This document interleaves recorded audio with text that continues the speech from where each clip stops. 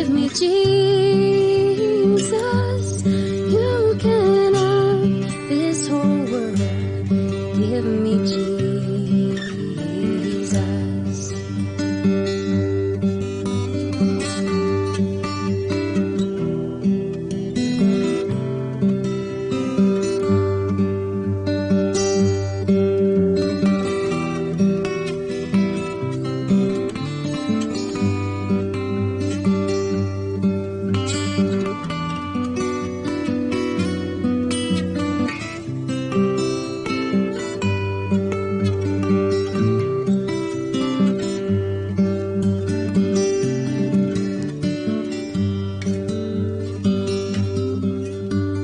When I come to die, oh, and when I come to die, and when I come to die, give me Jesus. Give me Jesus. Give me Jesus. You can have this whole world. Give me Jesus. Give me Jesus. Give me Jesus. You can have this whole world. Give me Jesus.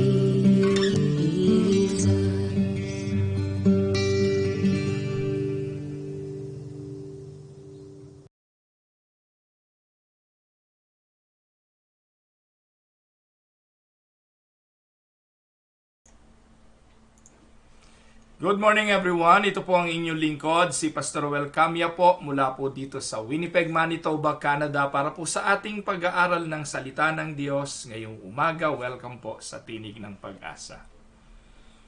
Mga minamahal na mga kapatid, kumusta po kayo? Kung ako po, okay naman po ako. At salamat po sa biyaya ng Diyos sa araw-araw na pagbibigay ng kanyang kalusugan at kalakasan. Nakarating po ang balita at may mga kapatid po sa Pilipinas na nagsabi sa akin na meron ng mga pastor na binabalaan ng kanilang mga miyembro sa pakikinig sa inyong lingkod. Okay lang po yan mga kapatid. Ang hindi ko lang maintindihan, bakit po binabalaan yung iba na makinig at manood ng ating mga ipinagtuturo, gayong hindi naman nila ma-refute kung ano ba tong aking itinuturo. Kung meron po silang mapapatunayan ang aking itinuturo ay mali at ang mga bagay na doktrinang ating tinitindigan ay hindi talaga ito ang pananampalatayang unida, sana magsalita sila. Make a position paper. Gumawa po sila ng palibot-liham. Sulatan ng lahat ng simbahan. Nang itinuturo ni Pastor Roel Camia ay mali at hindi ito ang ating sinasampalatayanan. Pagdating po sa ganun, doon lang po kayo tumigil sa panonood. Pero kung wala naman pong position paper ang UNIDA sa Pilipinas na nagpapaliwanag ng malinaw na doktrina ng ating simbahan, manampalataya po kayo at maniwala, ito po ang ating doktrina at ito ang katotohanan. Ewan ko po, gaya po nung marami pong naririnig ko sa mga nanonood at nagko-comment na ngayon lang nila narinig ang mga turong ito. Mga kapatid, hindi po ito bago. Wala po akong bagong itinuturo. Ito po ay nakasulat sa ating saligang batas. Ito po ang doktrina ng ating pananampalataya, ipinapaliwanag ko lang. Ang problema po kasi, hindi po ito ang prioridad ng mga pastor natin sa Pilipinas. Ang prioridad ng mga pastor natin ay ang pagpapalago, pagpaparami, pag-ikayat ng mga tao sa pananampalataya. Yun po yung prioridad. At wala po ako nakikitang mali doon. Sino ba naman ang sa napakahabang panahon ay dismayado na sa hindi pagunlad, sa hindi paglago, sa hindi pagdami ng mga miyembro? Kaya po susubukin ng lahat, gagawin ng lahat, gagawin ng lahat ng estratehiya. Di niyo po ba napapansin kung sino yung nakaupo, may bagong strategy? Taon-taon nagbabago yung sistema. Dati po narinig ko yung Jesus strategy. Ngayon, ano ba ngayon? Cutting edge. Noon, G12. Lahat na po sinubok. Lahat po ng dumating na tagapagturo sa Pilipinas, tinanggap. Dumating si John Maxwell, dumating si Cesar Castellano, dumating si sino-sino. Lahat welcome. Mga kapatid, okay naman po yan. Wala pong problema dyan. Pero dapat hindi nakokompromiso ang ating doktrina at ang ating paniniwala. May nag-message po sa akin, ay Bishop, hindi naman po G12 ang aming ginagawa. In fact, yun naman pong yung tawag doon? Yung cutting edge, hindi naman po yan G12. Gusto niyo po ng pruweba? Mga kapatid, magkakahiyaan lang tayo eh. Pero mga kapatid, tigilan nyo na po ako. Yan pong cutting edge, galing yan sa G12. Yan po yung pinangangalandakan ni Uriel. Yung pong Pastor Uriel na sa YouTube. Isineseminar po niya yung cutting edge na yan. Saan po ba nanggaling yan? Ugatin nyo naman kung saan galing. Ang history po niyang cutting edge, galing po yan sa business world. Yan po mga kapatid, ay sistema ng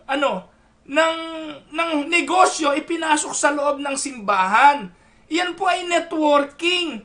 Alam niyo po yung Ponzi system ay pinagmumulan po yan mga kapatid ng kaguluhan. Alam niyo kung sino yung mga nasa ibabaw sa pyramiding, sila yung malalago, yung mga nasa laylayan, kaawa-awa. Huwag ninyong ipasok sa loob ng simbahan. Anyways, hindi po yun ang purpose kung bakit po ako nandito. Bahala po kayo. Kung anong gusto nyong gawin, bahala po kayo. Wala akong pakialam dyan at wala po akong intensyon na pigilin kayo sa mga pinagagagawa nyo. Ang kausap ko ngayon ay yung mga kaanib ng simbahan. Nagtuturo lang po tayo ng doktrinang unida. Kung kayo po'y unida pa, makinig po kayo sa mga doktrina natin. Kung yung ginagawa ng pastor nyo mukhang tama naman sa palagay ninyo, hindi naman labag doon sa doktrinang tinuturo natin, hayaan nyo lang siya. Baka desperado lang talaga si pastor sa church growth. Hindi po yan masama, hindi po natin yan pag-aawayan.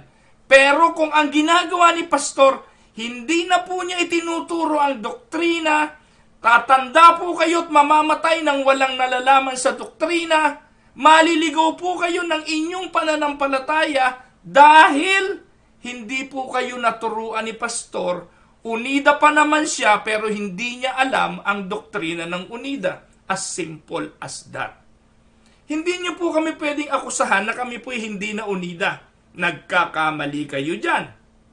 Sapagkat ako po ipinanganak sa doktrinang ito at ito po mula pagkabata ang inaral at itinuturo ng inyong lingkod. Hindi ko po kayo pipiliting manood sa akin. Kung sinasaway na nga kayo, okay lang po yun. Importante naman sa akin, kung hindi naman mga unidang manood sa akin, may mga nanonood po rito na natututo at nakikinabang sa mga itinuturo ng inyong lingkod. Again, I adhere to what the doctrine of my church teaches, and this is what I stood for, and this is what I will be preaching. Kahapon tinalakay ko po ang issue ng baptism. Sacramentology po tayo. Ito po yung sakramento ng simbahan. Dalawa lang ang ating sakramento, bautismo at ang banal na hapunan. So ngayon po mga kapatid, ating talakayin ang patuloy ang baptism. Kasi po, ito napakalaking kontrobersyal. Sabi po ng banal na kasulatan in Genesis 17:10-14. Babasahin ko muna yung pagbabasihang talata natin. Genesis chapter 17 verses 10-14. This is my covenant which you shall keep between me and you and your offspring after you. Every male among you shall be circumcised. It shall be a sign of the covenant between me and you. He who is 8 days old among you shall be circumcised. Any uncircumcised male who is not circumcised in the flesh of his foreskin shall be cut off from his people. He has broken my covenant. Genesis 17:10-14. Mga minamahal na mga kapatid, sa Pilipinas, sa pananampalatayang aking kinagisnan, nagbabautismo tayo ng bata. Lungkot na lungkot po ako sa panahon ngayon, maraming naputol. May nag-message po sa akin, naputol. Naputol po ba? Naputol daw ang tinig ng Pag-asa? Hindi naman po. Marami pong mga kapatid ang nagme-message sa akin sa issue na ito dahil nagkakaroon ng kaguluhan. Mga pastor ng UNIDA na sa halip na magbautismo ng bata, pinapalitan nila ito ng pagde-dedicate ng bata. Kaya po ngayong araw na ito, makinig po kayo. Kung kayo po'y nabola ng pastor, UNIDA pa naman, sa pagde-dedicate ng inyong sanggol, mga kapatid, nabola ho kayo. Nadaya ho kayo. Hindi po iyan ang doktrina ng Iglesia Ebanghelika Unida de Cristo. Hindi po nagde-dedicate ng sanggol ang UNIDA na in replacement to baptism. Wala po sa ating saligan yan. Nakakalungkot, may mga pastor po tayo, pinapalitan yung terminong baptism ng dedication, nakikigaya ng hindi naman atin.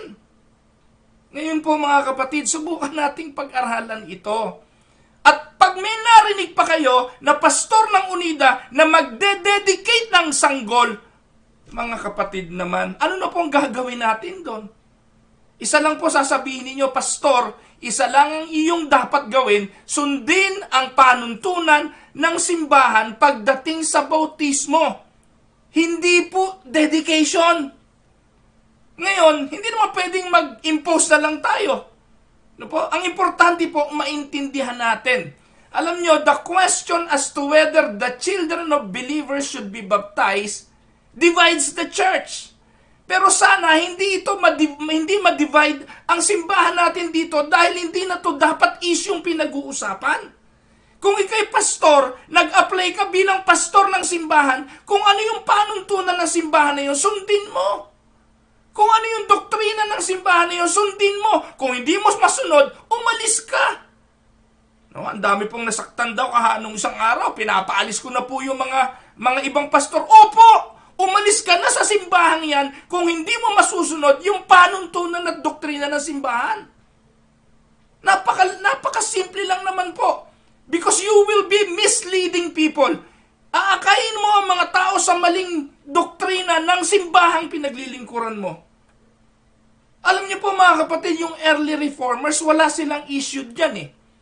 Yung Lutheran, yung mga Anglican, yung mga early reformer church, bagamat may iba-iba silang paniniwala tungkol sa bautismo, nagkakaisil sila sa paniniwala na ang mga anak ng mga mananampalataya dapat bautismuhan. That was in the early reform movement of the church. Kaya po yung Presbyterian Church, which is doon tayo nanggaling, tinitindigan na yung atin pong ginagawang pagbabautismo sa bata ay tama. Ngayon, bakit nyo ipagpipilitan na i-dedicate? Ano po? They all agreed that baptism is rightly administered both to those who profess the faith and to their children. Contrast po ito, kasi po, alam naman natin kung sino yung hindi naniniwala ito, yung mga Baptist. They affirm, take note, the Baptists affirm the 5 points of Calvinism. Ito yung ironic. They affirm the 5 points of Calvinism. Naniniwala sila na ang Diyos ang nagliligtas, ang Diyos ang pumipili ng ililigtas. Naniniwala sila na simula pagkabata, mula pa nung araw, kung ikaw ay pinili ng Diyos, eventually you will come to a faith. No? Alinaw, they believe in the 5 points of Calvinism, but they don't baptize children. Doon po tayo nagkakaiba eh. Ngayon, hindi naman iyon ang ating paniniwala. Huwag nyo po yung akapin kasi hindi yun ang ating belief. Hayaan nyo sila ron. Pero kung ikaw ay kabilang sa pananampalatayang UNIDA, manindigan ka dun sa sinasabi ng simbahan. Now, ang tanong, bakit natin binabautismuhan ang ating mga anak? Bakit binabautismuhan ng UNIDA ang kanilang mga anak? Una, sabi po, if there is no necessary time, relationship between regeneration and its visible sign and seal. Ano pong ibig sabihin nito? Wala naman po kasing necessary time kung kailan magaganap ang pagbabagong buhay. Naniniwala po tayo na ang Diyos ang pumipili ng maliligtas. Ang tanong, kilala mo ba kung sino maliligtas? Kilala mo ba, pastor, kung sino yung pinili ng Diyos? So sabi nila, hindi. Hindi natin alam kung sino yung pinili ng Diyos. Hindi natin alam kung sino yung pipiliin ng Diyos. Sino yung elected.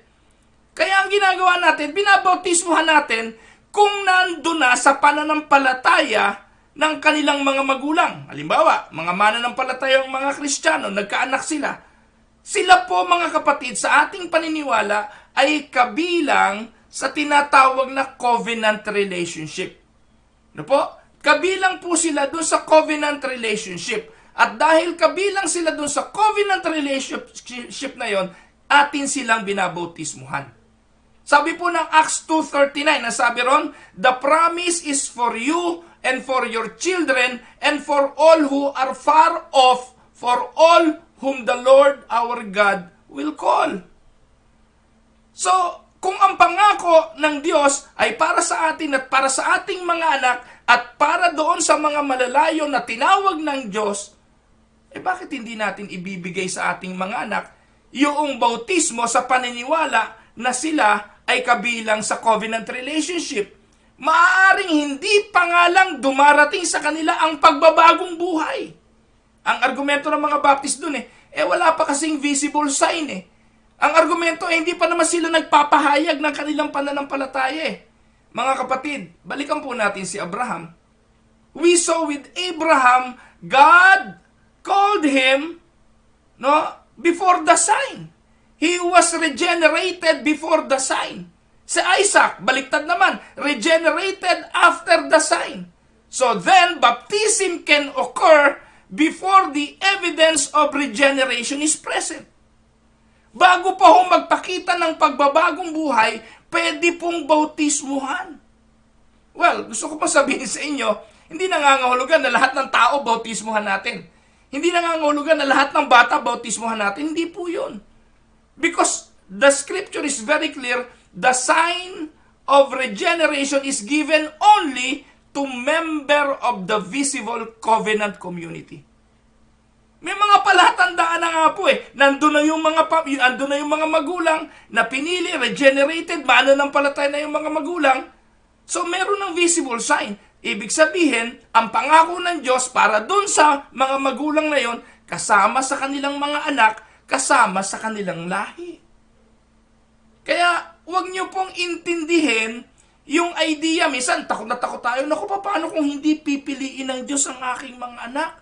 Paano kung hindi sila chosen? Paano kung hindi sila elected, mga kapatid?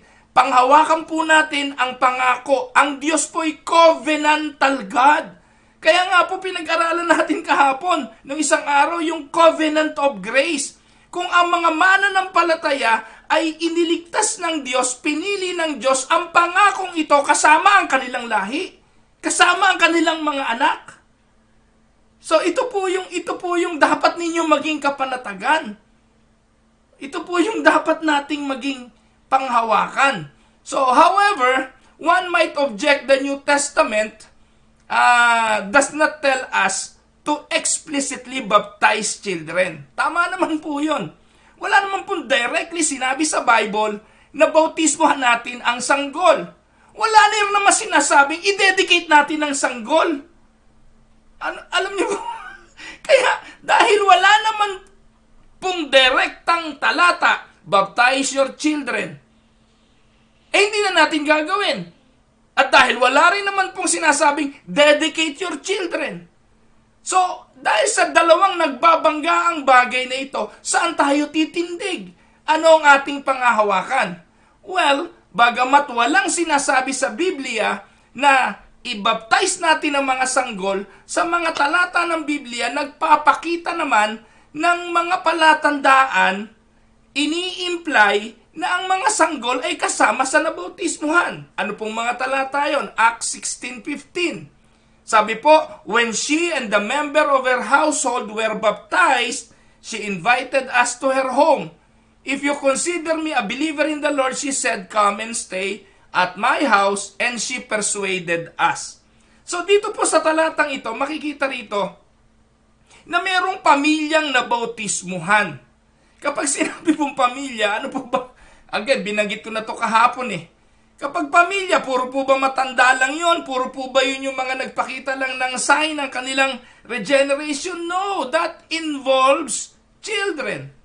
And more importantly, the objection assumes a large degree of discontinuity. Ang sabi po ng mga, ano tawag doon, ng ibang paniniwala, wala na ika yan eh. Yung ikang circumcision as a sign of the covenant relationship, tapos na yan sa Old Testament. Hindi na yan applicable sa New Testament. That is their argument. Pero ipinakita ko po ron sa covenant theology na hindi po napuputol ang Old and New Testament. In fact, ito po yung pinagsalubong po ito ng Panginoong Jesucristo. Hindi nangangahulugan na ang Panginoon ay binaliwala na yung Old Testament covenant. In fact, Matthew chapter 5 verse 17 to 20. Ano po ang sabi ng Panginoong Jesucristo? Pakinggan niyo po ito. Hindi po pwedeng baliwalain yun. Sabi niya, do not think that I have come to abolish the law or the prophets. Hindi po pwedeng i-abolish yun. I have not come to abolish them, but to fulfill them. Verse 18. For truly I tell you, until heaven and earth disappear, not the smallest letter, nor the least stroke of a pen will by any means disappear from the law until everything is accomplished. Therefore, anyone who sets aside of the least of this command and teaches others accordingly will be called least in the kingdom of heaven. But whoever practices, take note, practices and teaches these commands will be called great in the kingdom of heaven. For I tell you that unless your righteousness surpasses that of the Pharisee and the teachers of the law, you will certainly not enter the kingdom of God. So by following Jesus' example, the Reformed theology, the Reformers, the Presbyterians, we interpret the Scripture to assume continuity. The Old Testament is a continuation of the New. To follow the Old Testament prescription and to abide with it unless we are told otherwise. So the New Testament never tells us to stop applying the sacrament of regeneration to the children of believers. Hindi po pinagbabawal. So the sacraments are primarily about God and His promises. It is not about us and our response. Kasi po laging sinasabi, dapat mag-respond muna yung tao. Dapat kakakitaan muna ng pagbabago. No, it is not about us. We are baptized not because about us. We are baptized because of God and His promise. To baptize only those who have professed faith may run the risk of making baptism more about our response to God than God's initiative in saving us. Nakuha niyo po yung argumento ko. To baptize only those who have professed faith may run the risk of making baptism more about our response than God's initiative in saving us. Ang tanong, who made the initiative on saving us? Tayo ba? The Arminian belief yan na kaya lang tayo naligtas dahil sa ating initiative. No. When we say that salvation is all about God and all about God's initiative, ano ang sabi niya? Sa covenantal relationship, no? Tutuparin ito ng Diyos. Ang pangako ng Diyos ng covenant na ito, ang pangako ng Diyos sa Genesis 17 ay tutuparin niya. Ano yung covenant na yun? This is my covenant, which you shall keep between me and you and your offspring. Every male among you will be circumcised. It shall be a sign of the covenant between me and you. If circumcision is a sign of a covenant between us and God, baptism is also a sign of our covenant between Him and us. Bakit natin puputulin yon? Kaya ho pinag-uutos dito. Dito nga ho ang sistema ng pakikipag-covenant ng Diyos. Kailangan 8 days pa lang, tuliin na ang sanggol. It is a sign of God's covenant. So, no matter our position on baptism, wala po akong pakialam, hindi naman po nga makapagliligtas ang bautismo. Pero anuman ang stand mo sa bautismo, we should think carefully about our theology of the sacrament and the implications of this sacrament. Now, pastor, anong gagawin natin? Paano yung mga pastor na nagtuturo na hindi dapat bautismuhan ang sanggol? Kayo na pong humatol. May ilang couple of important thing na I would like to consider as this morning. Una, pastor, may mali ba sa child dedication? Una, tingnan niyo po ang position ko. Wala po ako nakikitang mali dyan. Wala po ako nakikitang mali sa child dedication. Don't get me wrong. Hindi po yan mali. Saan po magiging mali yung i-dedicate mo ang isang bagay? Nagde-dedicate nga tayo ng kotse. Nagde-dedicate nga tayo ng bahay. Nagde-dedicate nga tayo ng mga walang kakwenta-kwenta. Hindi ba yung bata i-dedicate natin ay tama? Tama po kayo dyan. But, take note, the Bible instructs us to baptize people. But it doesn't instruct us to dedicate people. Hindi po tayo inutusan ng Biblia na italaga ang ating mga anak. There are examples of people dedicating themselves to the Lord. Yes! Ilan po yung nakita ko po sa Bible? Sinerch ko po yan. In Exodus 32:29. Meron po roong 3,000 Levites na itinalagay yung kanilang mga sarili sa Diyos. They dedicate themselves to the Lord para patayin yung kanilang mga kapatid na idolatrous. Yun po yung nabasa ko. It is out of context to the baptismal ceremony or yung ginagawa ng mga baptist na pagtatalaga ng kanilang mga anak. Pag dedication ng children, may ninong, may ninang din. May mga kandila rin ginagawa. Yung pong forma ng bautismo, pinalitan lang nila ng salitang dedication. May dedication certificate din. Hindi po ba? Wala po akong argumento kung gusto nyong i-dedicate yung anak ninyo. Pero wag nyo pong gamitin yan in replacement sa baptism. Mali na po iyon. Sapagkat hindi iniutos na yung bautismo tanggalin at palitan mo ng dedication. Sa Biblia, mga kapatid, ang mga idinededicate katulad po ni Samuel sa 1 Samuel chapter 1, Samuel was given into the priest care for his upbringing so that he grew up in the temple rather than in his parents' home. 1 Samuel chapter 1. So this is not to say that the Baptist baby dedications are wrong. Again, hindi po yun ang sinasabi ko. They don't violate the scripture by doing that. And the sentiment is a godly one if you are truly dedicating your son or your daughter or your children. Rather, it is to say that there is no scriptural basis for the practice as a distinct right. Hindi po ito distinct right. Ito po ay imagination or invento. Hindi po ito isang right na ginagawa na ng simbahan at ng early reformers.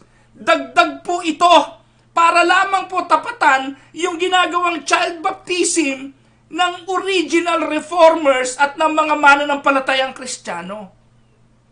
Nakuha niyo po ang punto ko? Pero bakit tayo ang nasusway sa mga turong ito na hindi naman tinindigan ng mga early reformers? Bakit tayo nadadala? Dahil ba sila ang sikat? Dahil sila ang madami? Sila yung lumalago? Ganun na ba? Tandaan po ninyo, maluwang ang daan patungo sa kapahamakan at maraming mapapahamak, makipot ang daan sa katotohanan. Kahit po dumating na konti na lang kami nagtuturo nito, we will stood by this principle because this is what the scripture is telling us all about. Pangalawa, baptism is a covenant sign that ratifies as it were the covenant between God and the individual. Ulitin ko po, dito naniniwala naman ng Baptist dito. Ito po, pinaniniwalaan ng mga Baptist na ang baptism is a covenant sign that ratifies the covenant between God and the individual. So in the Bible, dedication also functions as a form of a covenant, obligating the individual to dedicate a particular course of action or children to God. But dedication, take note, obligate people to lesser vows, a lesser covenant. Whereas yung baptism obligated us, obligates one to the covenant, and that is to God's covenant with His people. Yung baptismo, mas malupit na covenant yon kesa po dun sa mere dedication. No? So dedication, regardless of the age of the one being dedicated, are not bad. And they can be good, but they cannot replace baptism because they are neither commanded in the scripture nor an aspect of God's overarching covenant with His people. Hindi po nakipag-covenant ang Diyos sa dedication. Nakipag-covenant ang Diyos sa circumcision as a sign of regeneration. As a sign ng pagbabagong buhay. Paano mo yun nalaman, Pastor? Mga kapatid, pakinggan niyo po ito. For the specific question of the unbaptized covenant, ano pong gagawin natin? Halimbawa, paano, Pastor, tumanda na yung anak ko, na-dedicate yan, pero hindi yan nabautismuhan. Pastor, hindi po kami tinuruan ng pastor namin na nabautismuhan. Ang tinuturo po sa amin dedication. Nagkakamali ba kami doon? Mga kapatid, hayaan nyo ang Biblia sumagot niyan. Ano ang problema kapag ang anak mo'y hindi mo binautismuhan at iyong idinedicate? I'm talking for the Christian here. I'm talking here for the covenant people. I'm talking here with a Christian family. Yung mga hindi Christian family, wag natin problemahin yon. Ang problemahin mo kung ikaw ay Kristiyano, nakikinig ka sa akin ngayon, nananampalataya ka, ikaw at ang iyong asawa, ano gagawin sa mga anak mo? Papadedicate mo ba? O papabautismo mo? So it's up to you. Pero ang argumento ngayon, paano kung hindi sila bautisado? Ito po ang stand. In the Old Testament, pakinggan nyo, circumcision was the sign of covenant membership. Kapag ikaw ay Israelita, kabilang ka sa pamilyang pinili ng Diyos, 8 araw pagsilang mo, tutuliin ka. Those males who were not circumcised, take note, males, those males who were not circumcised were to be cut off. Genesis 17:14. Ano ibig sabihin nun? They will be cut off from their people. Strange. Tatanggalin from the covenant blessing and subject to its curses. Ayan po ang sabi ng Bible. Ngayon, ang sabi ng Biblia, talaga susundin natin yan. Yan po ay panuntunan at kasunduan yan. No? At meron pong heavy stuff for an infant who did not have to say in it, but still the way it was. Also, the parents who failed to baptize or circumcise their children were in grievous sin. No? God almost killed Moses. Do you remember that? Exodus 4:24-26. Exodus chapter 4:24-26. Muntik nang pinatay ng Diyos si Moses. Dahil hindi niya tinuli ang kanyang anak. Buti na lang si Sipora, nakialam Tinuli ni Sipora yung anak niya. Moreover, God did not allow the adult Israelites to inherit the promised land. Naalala niyo ba yun? Nung lumabas ang bansang Israel sa Ehipto, lahat po ng mga Israelitang matatanda na lumabas ng Egypt, namatay lahat yon. Ngayon, nung papasok na sila sa lupang pangako, ano po utos ng Diyos kay Joshua? Joshua chapter 5 verses 2-9. Pakinggan niyo po mabuti ito mga kapatid. And this is also a sign of the covenant. Joshua 5:2-9. At that time, the Lord said to Joshua, make flint knives and circumcise the sons of Israel a second time. So Joshua made flint knives and circumcised the son of Israel at Gibeath Haraloth. And this is the reason why Joshua circumcised them. All the males of the people who came out of Egypt all the men of war had died in the wilderness on the way after they had come out of Egypt.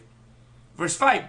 Though all the people who came out have been circumcised, yet all the people who were born on the way in the wilderness after they had come out of Egypt had not been circumcised.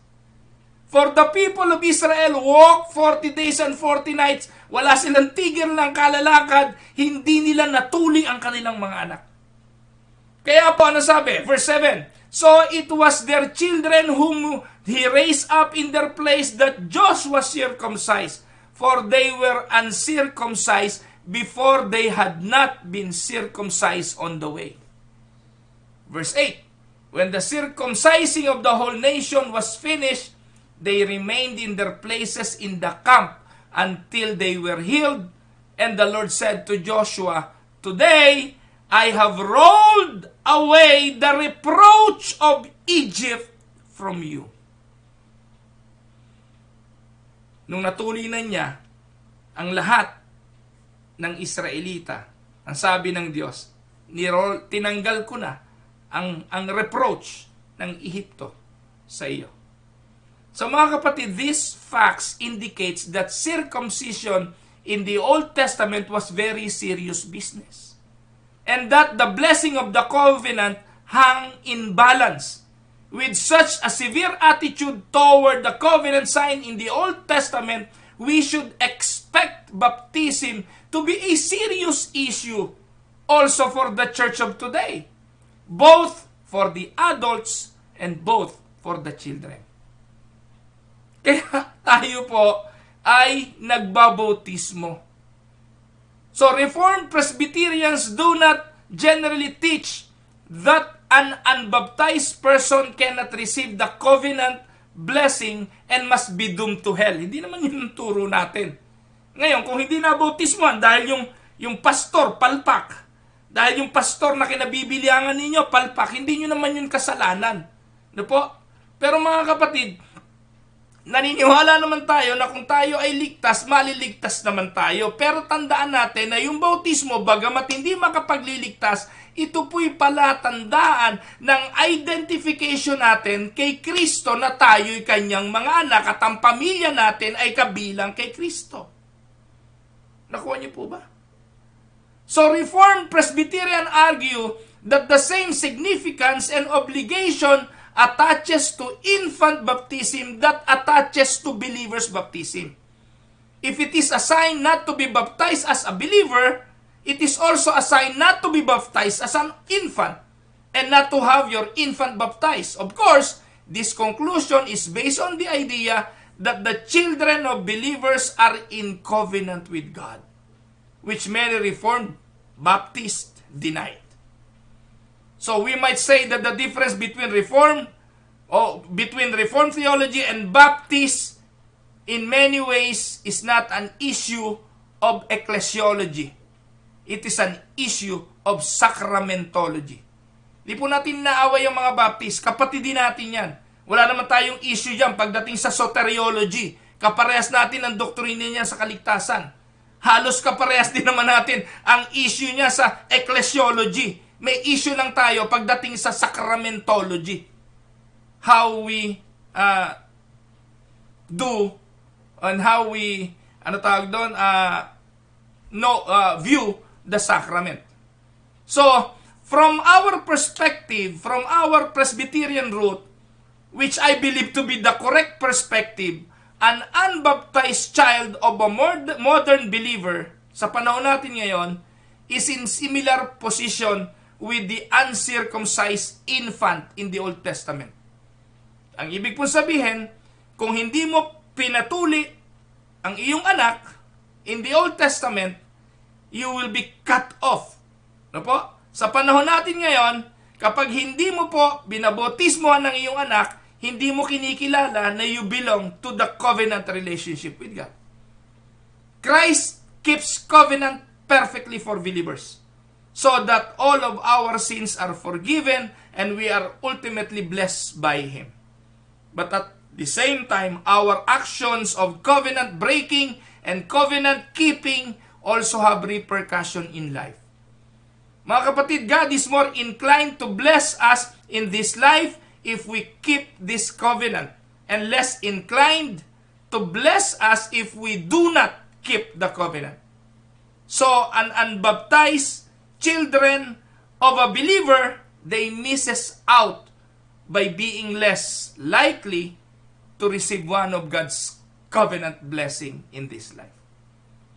So, the parents are also in the same position, just as Moses in Exodus chapter 4, verses 24 hanggang 26, being less likely to be blessed in his life and more likely to be disciplined.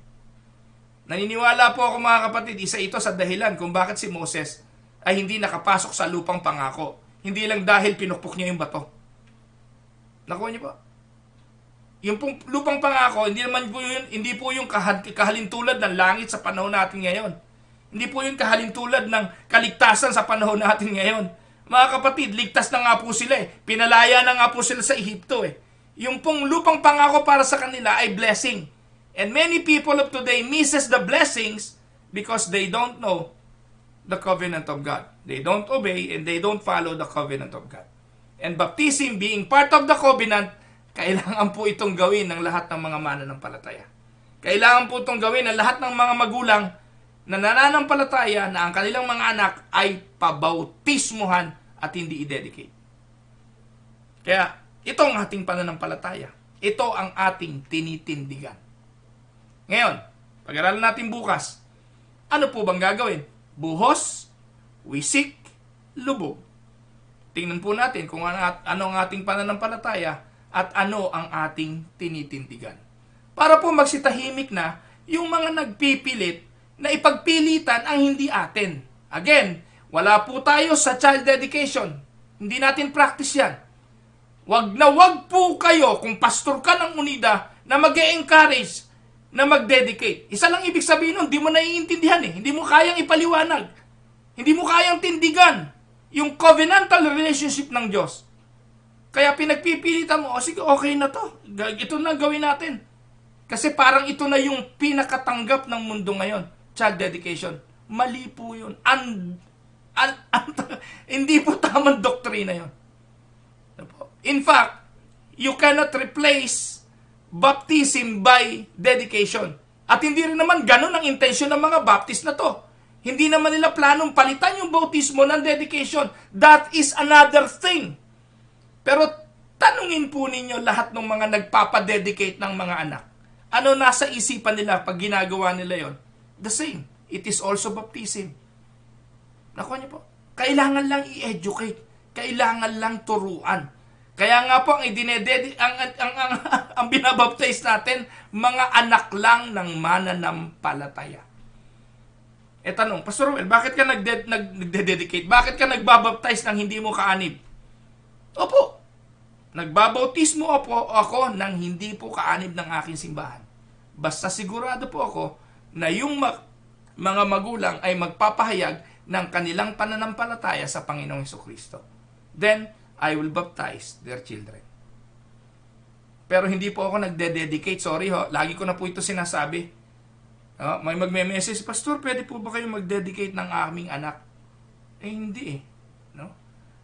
Baka gusto mo munang pag-aralan natin kung ano ba ibig sabihin ng child dedication. No? At iba yung child baptism. Sana po naintindihan nyo, kapatid, ang aking sinasabi. Kung hindi nyo po naintindihan, balikan nyo na lang po yung video. Pero ito po yung paalala. Ano po? Pag meron pong magpipilit na baguhin niyang turo na yan, hindi po yan natin. Hindi po yan ang turo ng early reformers. Turo po yan ng mga hindi nakakaintindi sa ating simulaing pananampalataya. Bukas po, mas malalang issue ito. Ano ba ang stand natin pagdating sa bautismo? Sa mode. Bakit yung iba pinagpipili na talagang lubog? Eh tayo, anong stand natin? Bukas po yan, paglilingkod natin. Tayo po'y saglit na tumungo, tayo po'y manalangin. Panginoon Diyos, samahan mo po kami sa amin pong naging pag-aaral. Dalangin ng aking puso na ang mga nakasama ko ngayong araw ay makinabang sa bagay na ito. Dalangin ng aking puso na ang mga magulang sa pananampalataya ay manindigan sa pagtatalaga at sa pagbabautismo ng kanilang mga anak. Lord, as we have discussed, we have nothing wrong by dedicating our lives to you. There is nothing wrong by dedicating our children to you. But how can we dedicate unless we believe in our covenant relationship with you?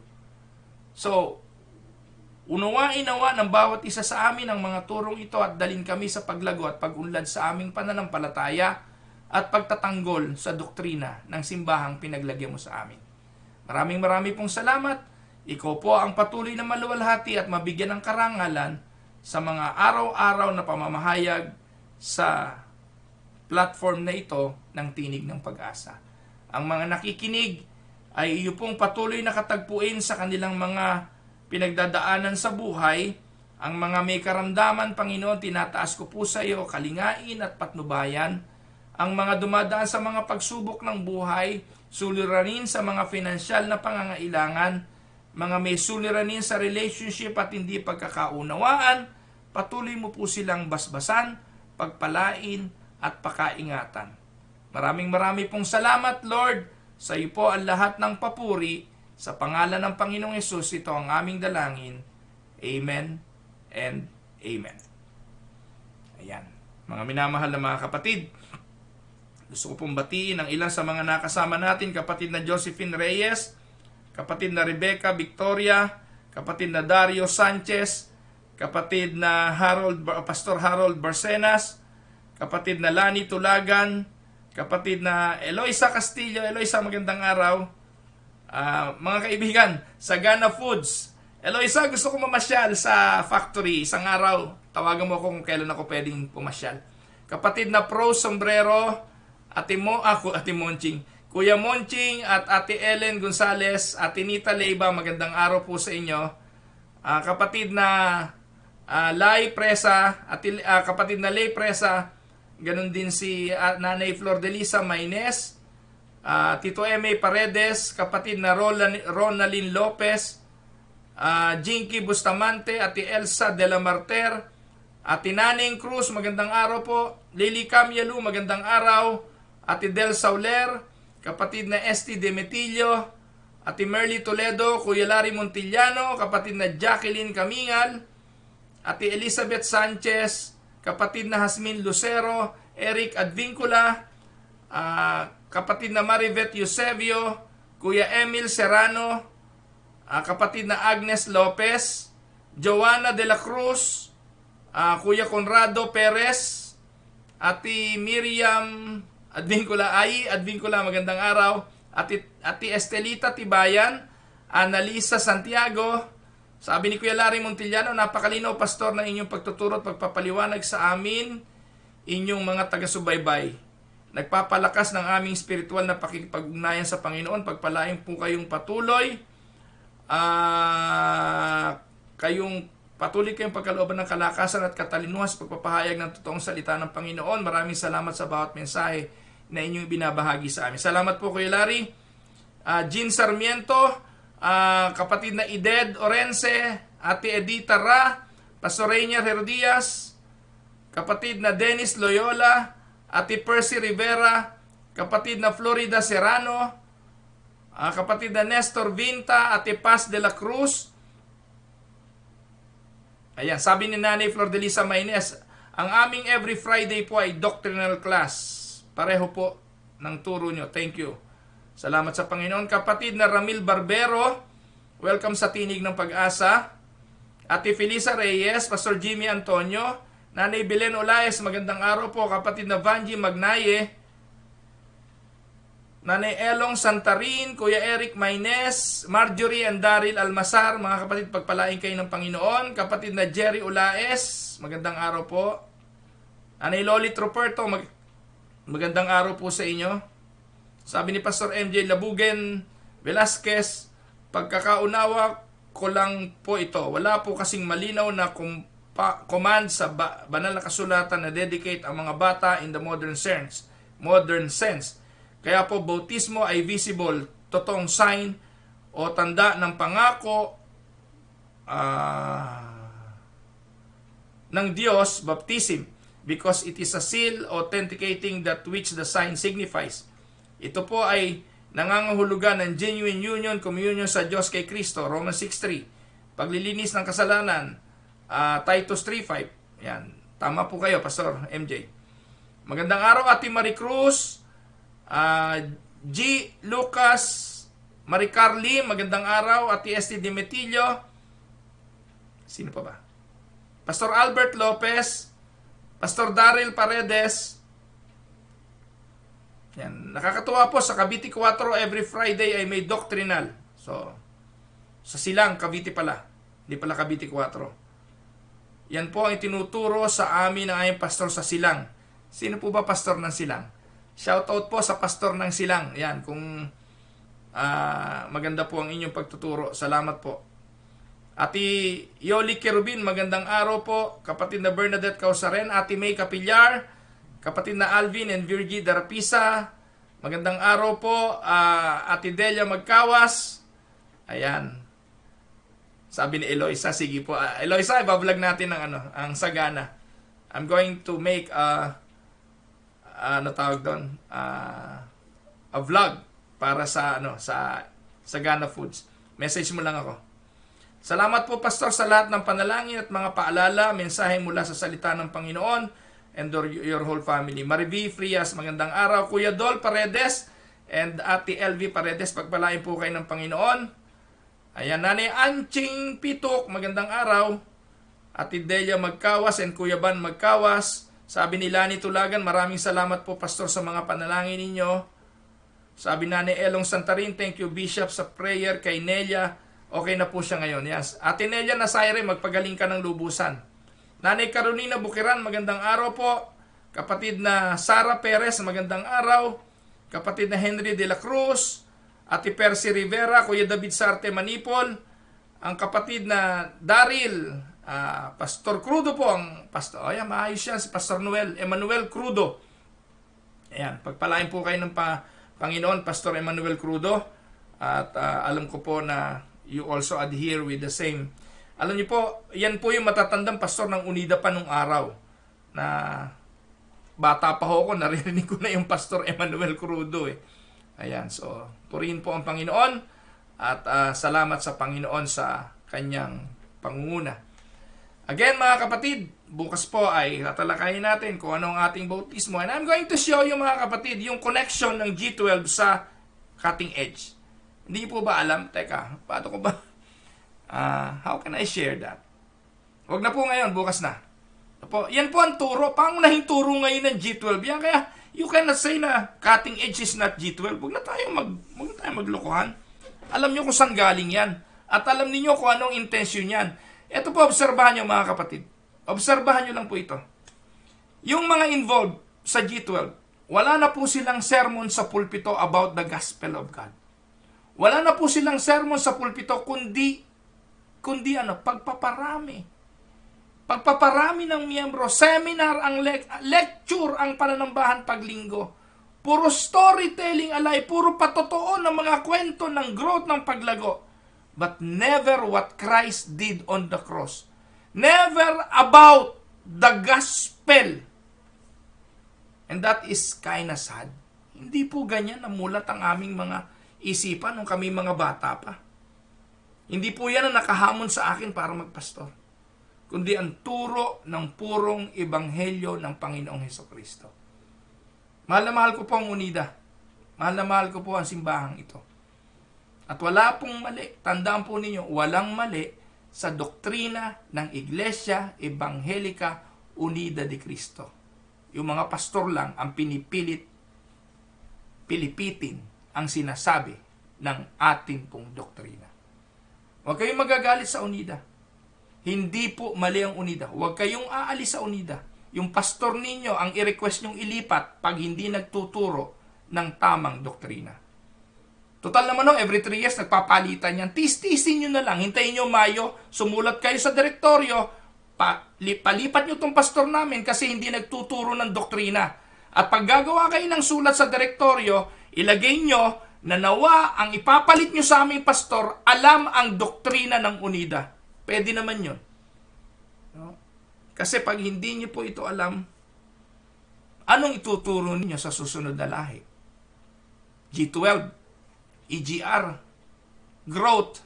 Walang growth pag walang foundation at matibay na foundation ng pananampalataya. Take note, number is not growth. Ano po? There is also what we call spiritual growth. Minsan, ang dami-dami nga. Isang tama lang ng problema. Meron po akong pastor na nakausap, sabi niya, dati, yung simbahan, ang dami-dami. Nung ang pastor na ito, ang pinagpapara niya nung pastor na ito na ito yung sistema, lagu-lago. Pag alis ng pastor na yon, ubos din yung simbahan. Bakit? Kasi ang growth, shallow. No po? Obserbahan niyo po yung mga simbahan na sinasabi ninyong malago sa atin.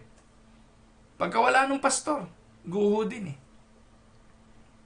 Kaya, bilang pananagutan natin mga pastor, sa halip na bilang ang ating pagkukulan ng pansin, pagkukulan nyo ng pansin ang pagtuturo ng katotohanan. Pag lumago yung mga miyembro na yan, hindi mo rin kayang pigilin ang paglago ng simbahan. Eventually, it will produce growth. But first, there must be true regeneration, there must be true gospel that is being preached in the pulpit, at huwag ninyong pagbabaguhin ang hindi naman talaga nakasanayan ng ating simbahan. So pagpalain po kayo ng Panginoon. Again, ito ang inyong lingkod, si Pastor Welcamia, para po sa Tinig ng Pag-asa. God bless everyone.